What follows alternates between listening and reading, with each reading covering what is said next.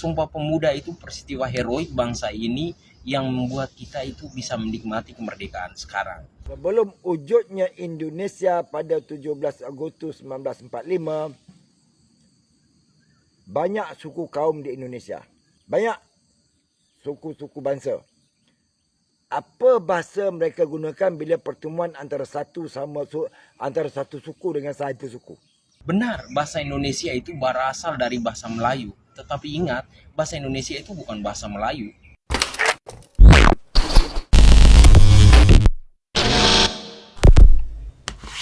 Hai, halo geng. Assalamualaikum warahmatullahi wabarakatuh. Berjumpa kembali dengan saya, Zainal Story. Sebelum video ini saya mulai, gimana kabarnya kalian semua? Semoga semua yang menonton video ini baik-baik saja, dimurahkan rezekinya, selalu berpikiran yang positif dan dijauhkan dari mara bahaya oleh Tuhan yang Maha Esa. Begitu pentingnya soal bahasa, karena bahasa adalah salah satu untuk berkomunikasi satu sama lain.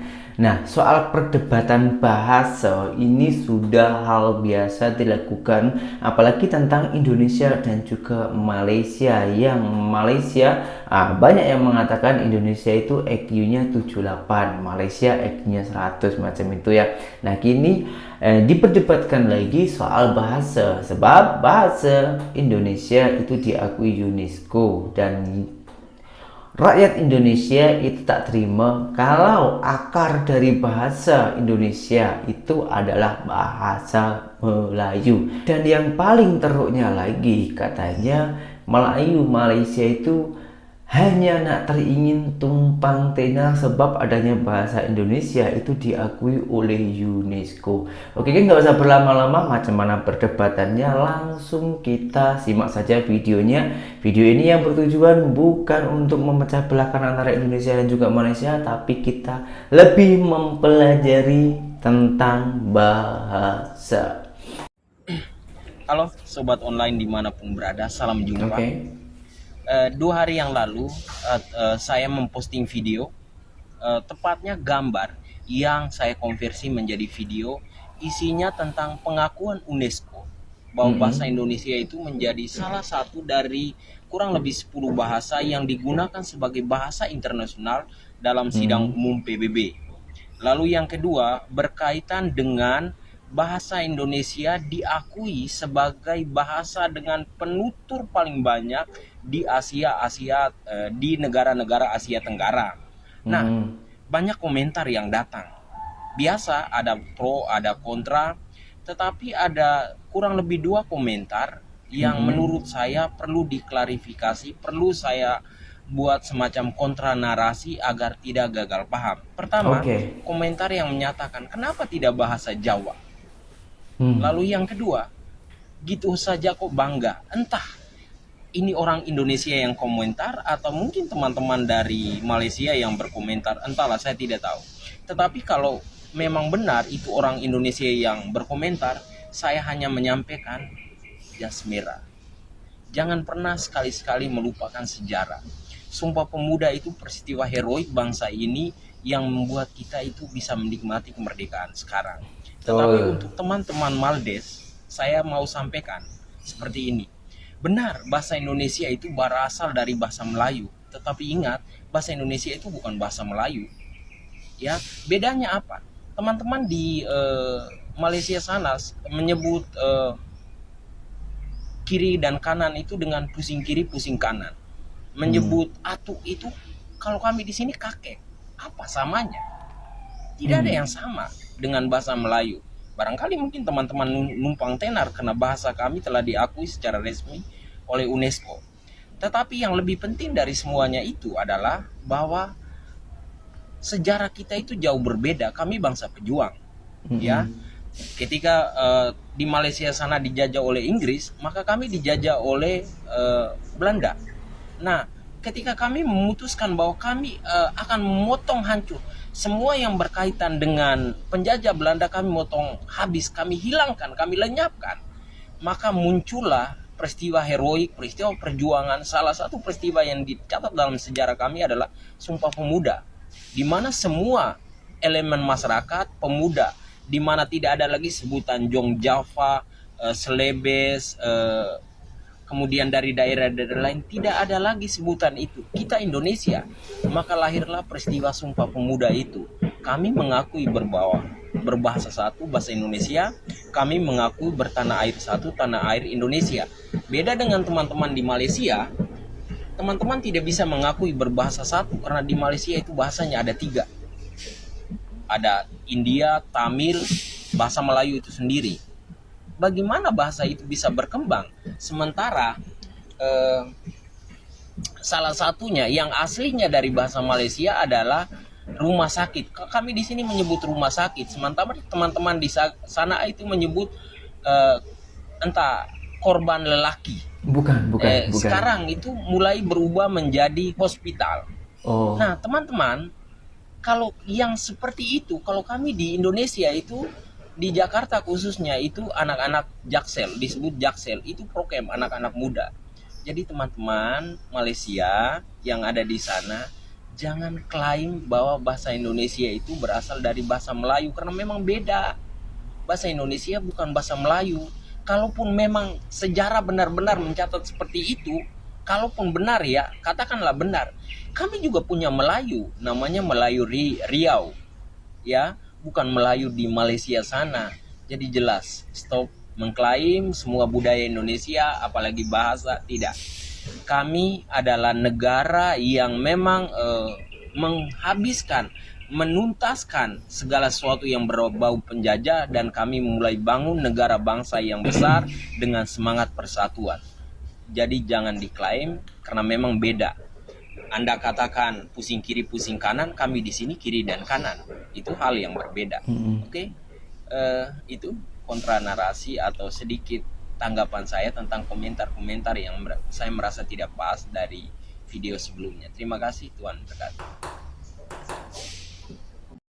Dengan adanya satu video ini, muncullah netizen Malaysia yang mengomentari video ini, menimbulkan perdebatan ataupun perbedaan pandangan ataupun pendapat ya.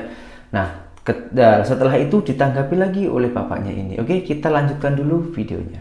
Sobat Garuda, video saya sebelumnya mendapat tanggapan cukup serius dari salah satu bapak di Malaysia. Beliau mengatakan bahwa Indonesia ini beragam sukunya. Nah, pada tahun 1945, ketika mereka melakukan pertemuan formal, bahasa apa yang digunakan? Nah, selengkapnya teman-teman bisa simak berikut videonya. Sebelum wujudnya Indonesia pada 17 Agustus 1945, banyak suku kaum di Indonesia. Antara Jawa, Madura, Sulawesi, apa lagi Lombok, Aceh, apa lagi Minang, Riau, apa lagi Sunda, ya. Banyak suku-suku bangsa. Apa bahasa mereka gunakan bila pertemuan antara satu suku dengan satu suku?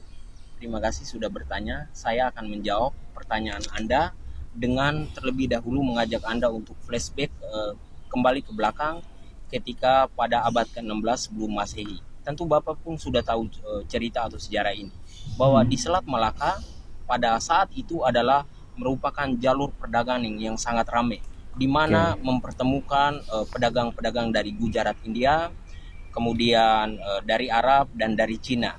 Nah, bahasa yang digunakan saat itu dalam konteks perdagangan saat itu di Selat Malaka yaitu bahasa Melayu sebagai lingua franca saat itu. Itu tidak saya bantah, dan video sebelumnya pun sudah saya jelaskan. Kemudian, dan itu sendiri diakui oleh Balai Bahasa, diakui sendiri oleh Balai Bahasa pada Kongres Bahasa yang kedua di Medan, Sumatera Utara pada tahun 1945, bahwa bahasa Indonesia berasal dari bahasa Melayu. Bapak, itu tidak saya bantah. Jadi kembali saya tekankan bahwa bahasa yang kami gunakan saat itu sesuai dengan pertanyaan Bapak, sebelum kemerdekaan bahasa Melayu. Sampai di sini terjawab, Pak. Tapi ingat, bahasa Indonesia bukan berarti bahasa Melayu. Kenapa? Karena yang pertama, bahasa Melayu yang digunakan oleh orang Indonesia pertama ada penyesuaian dengan lidah orang Indonesia, itu satu. Yang kedua ada penambahan unsur asing dan unsur daerah. Unsur asing di sini contohnya dari bahasa Arab, kata abad. Abad itu berasal dari bahasa Arab yang artinya 100 tahun. Nah, kemudian unsur daerah di sini salah satu contohnya adalah dari bahasa Jawa yang artinya contohnya manut. Artinya di dalam bahasa Indonesia patuh. Dalam proses penyatuan dari berbagai unsur itu kemudian disempurnakan kembali pada peristiwa Sumpah Pemuda. Nah, Sumpah Pemuda itu adalah tonggak sejarah kami bahwa kami mengakui berbahasa satu bahasa Indonesia dan menjunjung tinggi bahasa Indonesia.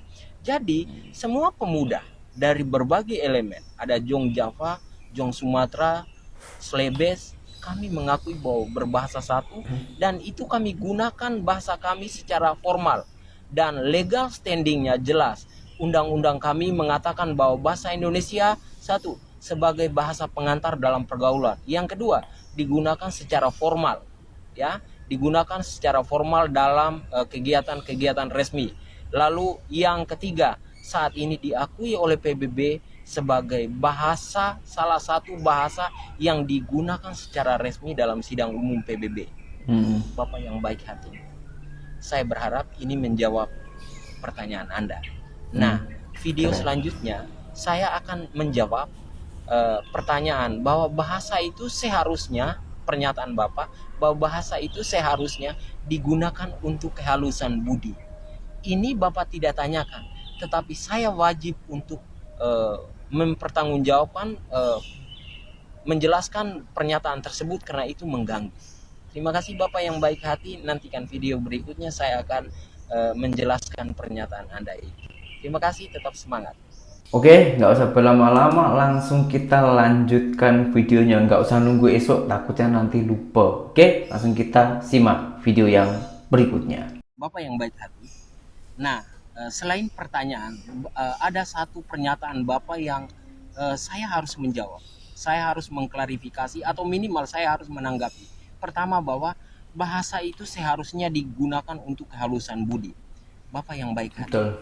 Di dalam bahasa Indonesia itu yang kami gunakan itu yang pertama adalah bahasa, yang kedua adalah aspek sastra. Itu semua kami pelajari, kami kaji dalam konteks pelajaran bahasa Indonesia yang kami pelajari di Indonesia. Pertama, konteks sastra. Itu sastra sendiri itu secara etimologi berasal dari dua suku kata. Yang pertama su dan sastra. Artinya tulisan yang indah.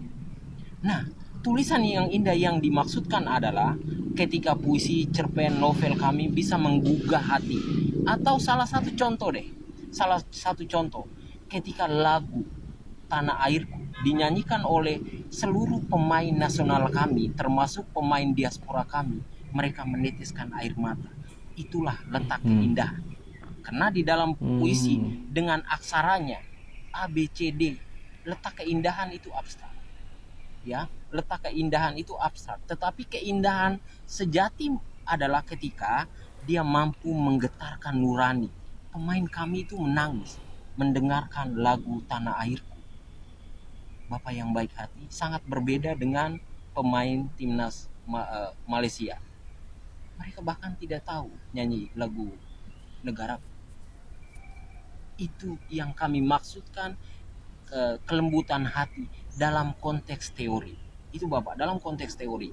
Baiklah, sekarang kita bicara dalam tataran praktis. Kata kelembutan dalam tataran praktis. Bapak, tidak ada asap kalau tidak ada api. Nah, Bapak sendiri dan teman-teman di Malaysia sana itu buat satu Facebook namanya Malaysia Hub. Bapak tahu isinya apa? Barangkali Bapak ada di dalamnya. Isinya semua menghina Indonesia, Bapak. Semuanya menghina Indonesia. Bahkan katakan saudara-saudara saya dari Indonesia Timur itu dengan monyet. Itulah yang ada di Facebook Malaysia Hub. Jauh sebelumnya ada Yahoo Messenger. Itu digunakan untuk menghina orang Indonesia. Nah, apa yang saya lakukan, bahkan sebelum itu saya harus sampaikan, ada banyak sekali YouTuber dari Malaysia, Borunaga, Sari Ting Ting, dan yang lain-lain, terus menerus menghina Indonesia. Nah, apa yang saya lakukan? saudara saya dari Tanah Rencong, Bang Win Van Nur, kemudian teman-teman yang lain, Mr. RI, orang Tionghoa yang sangat membela Indonesia, kemudian teman kami dari Indonesia Timur yang lain, Sebastian Sebo, youtuber yang terus menerus mengkritisi, mengkonter narasi miring tentang Indonesia. Itu kami lakukan karena kami mencintai negara kami, ya. Jadi kehalusan budi dalam tataran praktis adalah kata-kata Bapak sendiri dan teman-teman dari Malaysia. Kami ingat Bapak, kami tidak akan melawan. Kami tidak akan ribut-ribut dengan orang Malaysia kalau orang Malaysia tidak duluan. Salah satu contoh, Bapak bisa lihat ketika wasit, salah satu wasit dari Arab yang memimpin pertandingan Cina dan Indonesia di kualifikasi Piala Dunia, kami kalah. Apakah kami harus marah wasit? Tidak. Justru orang Indonesia memuji-muji wasit. Dengan ini saya ingin sampaikan Bapak, tidak ada asap kalau tidak ada api. Saya tidak akan berani koar-koar, memperkeruh suasana atau memancing kemarahan teman-teman dari Malaysia kalau tidak didahului oleh youtuber-youtuber. Bahkan komentar-komentar di dalam ini cenderung mengatakan saya Konoha, mengatakan saya Bangla. Sungguh rasisnya luar biasa teman-teman dari Malaysia ini. Ini adalah kontra narasi dan itu adalah tanggung jawab saya. Ada yang tidak suka, ada yang suka. Itu resiko dari perjuangan untuk membela bangsa. Dan kami semua harus akan ada untuk negara kami, Merah Putih. Terima kasih Bapak. Semoga sedikit unek-unek ini bisa dipahami oleh Bapak. Bila kita cinta damai, bila mengaku saudara serumpun, yuk kita saling menghormat. Kalau Anda segan, kami sopan. Kalau Anda kurang ajar, kami akan melawan. Terima kasih. Oke, di sini saya akan sedikit berkomentar, Bang ya. Oke, kata-kata Abang bagus, ucapan Abang itu juga bagus. Saya sangat hormati, saya sangat menghargai. Tapi ada satu yang saya kurang setuju dari perkataan tadi Abang yang katanya itu apa macam Mr. RA itu katanya membela mati-matian dengan Indonesia. Nah, di sini saya akan bercerita Bang ya, karena saya selalu mengikuti Mr. RI tersebut. Nah, menurut saya dia orang itu bukan membela untuk menengah, maksudnya bukan mengambil tengah-tengahnya, tapi membela diri kita sendiri untuk menjatuhkan lawan. Seakan-akan netizen Indonesia dan juga Malaysia ini macam pertandingan. Nah, di sini saya kurang setuju Bang, ketika Abang mengatakan macam itu ya.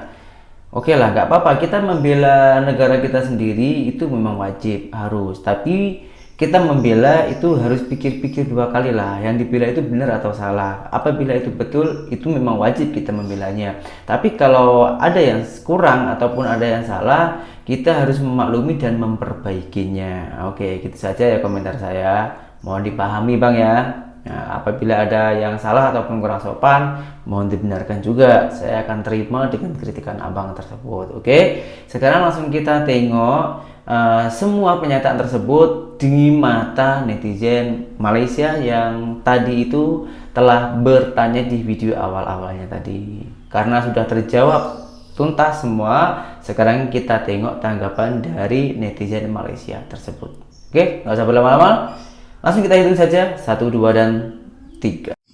Pada sahabat saya, rumah dia, terima kasih telah menjawab pertanyaan saya melalui video saya yang lepas. Ya. Saya mengagumi Anda. Pendapat Anda jelas dan terang. Anda seorang yang berilmu dan berpendidikan dan mengetahui jalur-jalur sejarah yang lepas. Dalam video saya tersebut, saya bertanyakan kepada anda, apakah bahasa yang digunakan sebelum terwujudnya bahasa Indonesia? Dan anda mengatakan dengan terang, bahasa Melayu. Dan kita ungkap kembali pada abad yang ke-15 dan 16 ketika pedagang-pedagang daripada Eropah datang ke Nusantara, datang ke Sumatera, datang ke Melaka, datang ke Jawa, mereka menggunakan perkataan bahasa Melayu. Betul.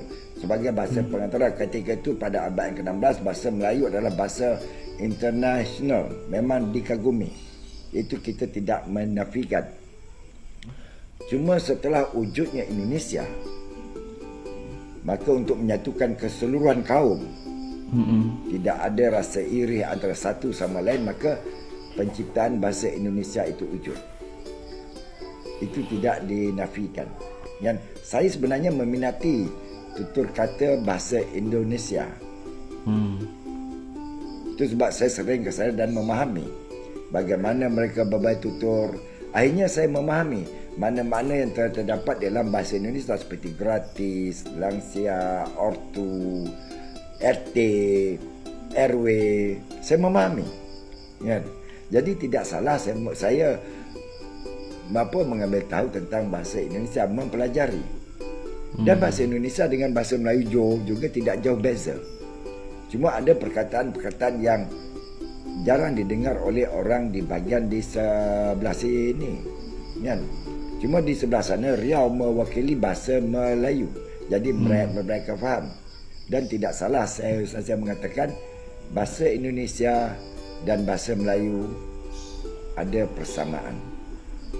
Kan? Dan saya tidak pernah mengatakan bahasa Indonesia itu bahasa Melayu.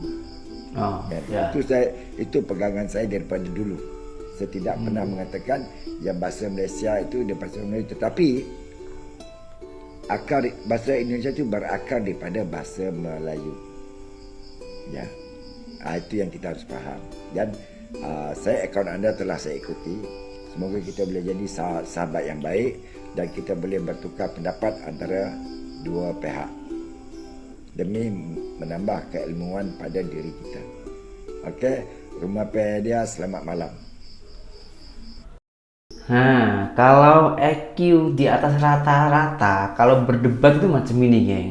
Kita dengarkan enak, kita mendapatkan kesimpulan, mendapat makna, mendapatkan arti, juga menambah pengetahuan, ya.